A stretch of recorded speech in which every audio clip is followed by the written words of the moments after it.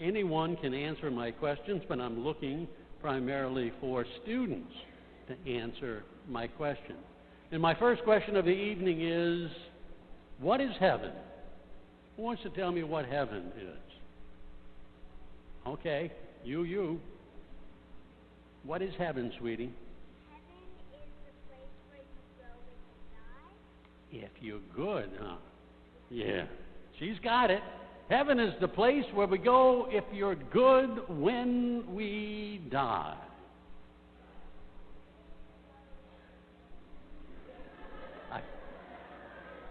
I'm sorry, I didn't get the add-on. What did she say, Brooke? Oh, Chloe, thank you, sweetie. You got a great answer. Okay. Heaven is where we go if we're good when we die. But we've got to get there. That's sometimes hard. And in our gospel passage, though, Jesus tells us what the answer is. We get to heaven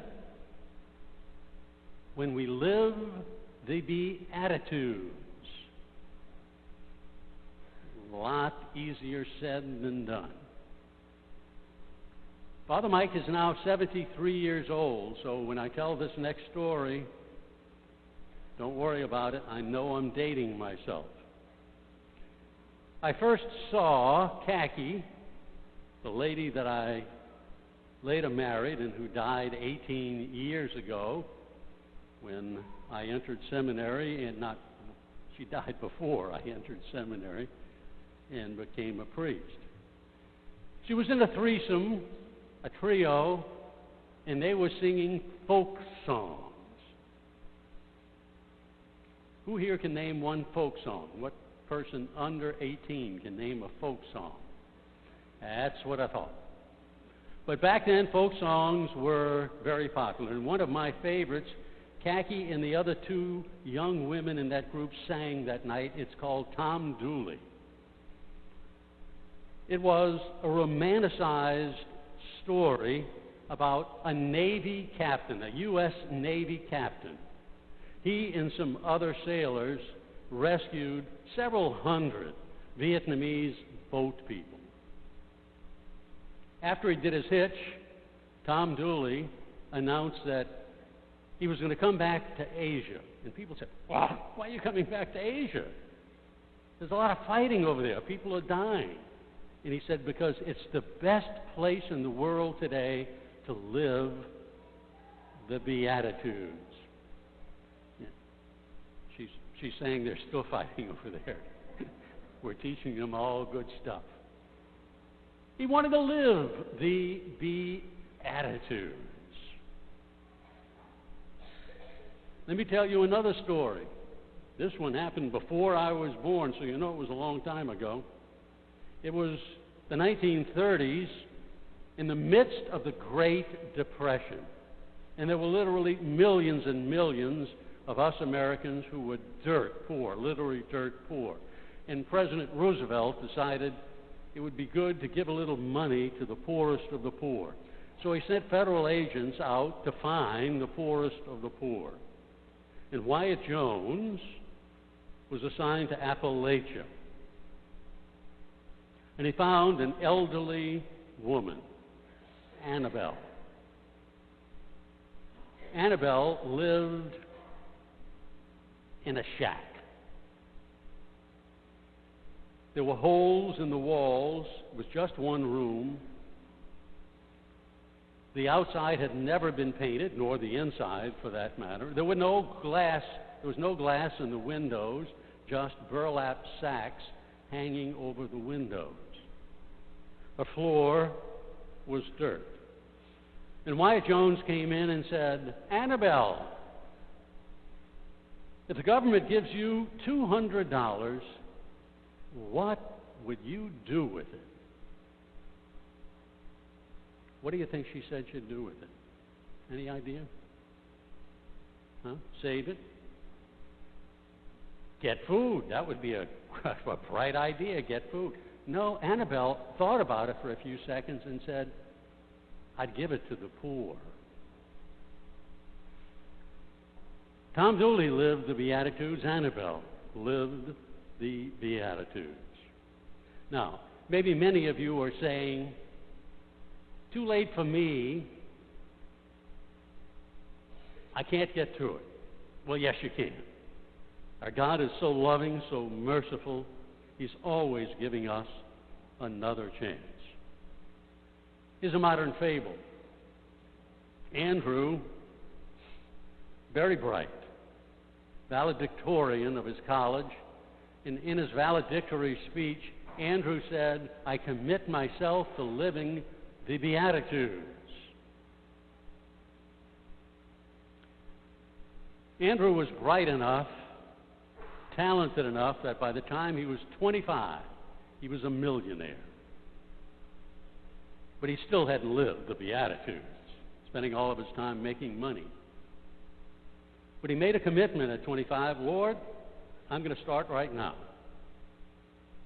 When he was 30, Andrew was worth $10 million, but still hadn't spent 1 minute living the Beatitudes.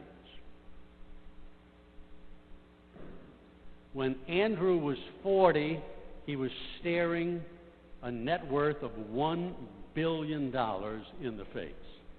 And he knew he could do it. But he felt he had to cheat investors to get there. And he did. And he made $1 billion. When he was 50, still not having lived the Beatitudes, Andrew was bankrupt. But he was a skilled man. He knew how to make money. And by the time he was 60,